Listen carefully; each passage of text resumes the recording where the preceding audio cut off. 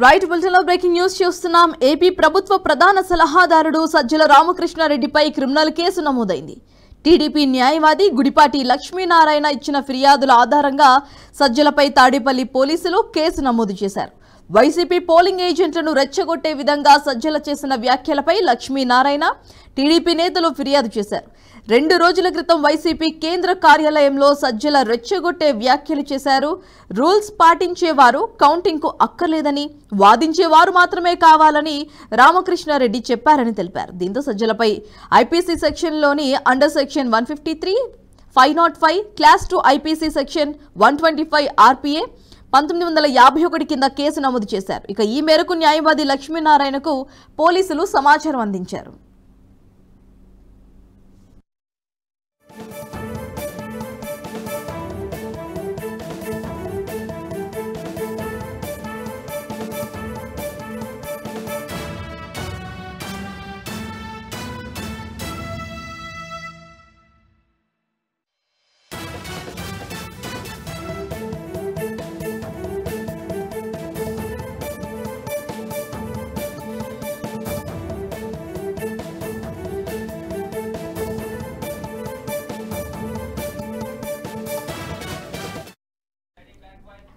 బులెటిన్లో breaking news చూస్తున్నాం. AP ప్రభుత్వ ప్రధాన సలహాదారుడు సజ్జల రామకృష్ణారెడ్డిపై క్రిమినల్ కేసు నమోదైంది. టీడీపీ న్యాయవాది గుడిపాటి లక్ష్మీనారాయణ ఇచ్చిన ఫిర్యాదుల ఆధారంగా సజ్జలపై తాడేపల్లి పోలీసులు కేసు నమోదు చేశారు. ఇక ఇదే అంశానికి సంబంధించి మరింత సమాచారం ఎగ్జిక్యూటివ్ ఎడిటర్ శివప్రసాద్ గారు మరింత సమాచారం అందిస్తారు.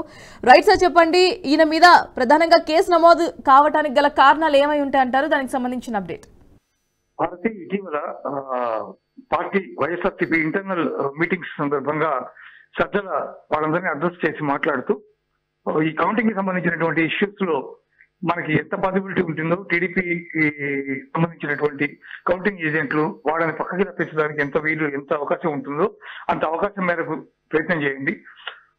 చట్టబద్ధంగా కానీ లేదా మరేదైనా ఏదో రకంగా వాళ్ళని వీలైనంత వరకు నివారించడానికి ప్రయత్నం చేయండి అని చెప్పి ఆయన ఆ సమావేశంలో మాట్లాడినటువంటి అంశాన్ని ప్రధానంగా తీసుకుని ఈ కేసు నమోదు చేశారు.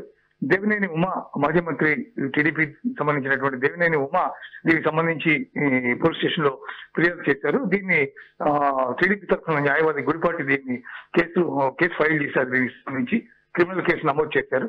అయితే దీనికి సంబంధించి ఫర్దర్ యాక్షన్ ఇంకా తీసుకోవాల్సి ఉంది. ఓపెన్ గానే బహిరంగంగా ఆ రకంగా టీడీపీ ఏజెంట్స్ ని కట్టడి చేయండి అని చెప్పి మాట్లాడడం అనేది చాలా తీవ్రమైనటువంటి చర్చనీయాంశంగా మారింది. చాలా ప్రవోక్ చేస్తున్నట్టుగా కూడా ఉన్నటువంటి నేపథ్యంలో దీని మీద కేసు నమోదైంది. ఒకవైపు పిన్నెల్లి రామకృష్ణారెడ్డికి సంబంధించి ఈవీఎంలు పగలగొట్టినటువంటి కేసు, అంత తీవ్రమైనటువంటి కేసు ఒక పక్క పెండింగ్ లో ఉండగా దానికి బెయిల్ లభించింది ఆయనకి. ఇట్లాంటి నేపథ్యంలో సజ్జల మీద కూడా ఇట్లాంటి కేసు నమోదవడం అనేది గమనించాల్సినటువంటి విషయం.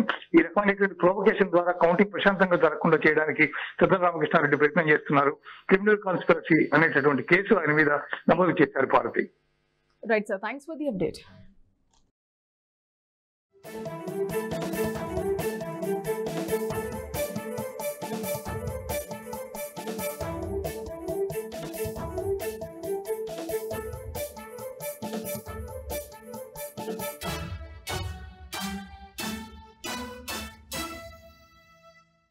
ఈ వీడియో మీకు నచ్చినట్టయితే లైక్ చేయండి, 10 మందికి షేర్ చేయండి. అలాగే కామెంట్ల రూపంలో మీ అభిప్రాయాలను మాతో పంచుకోండి. Nationalist hub group of channels ను సబ్స్క్రైబ్ చేసుకుని తెలుగునాట జాతీయవాద జర్నలిజాన్ని ప్రోత్సహించండి. ఈ వీడియో కింద ఉన్న బెల్ ఐకాన్ పై క్లిక్ చేయడం మర్చిపోవద్దు.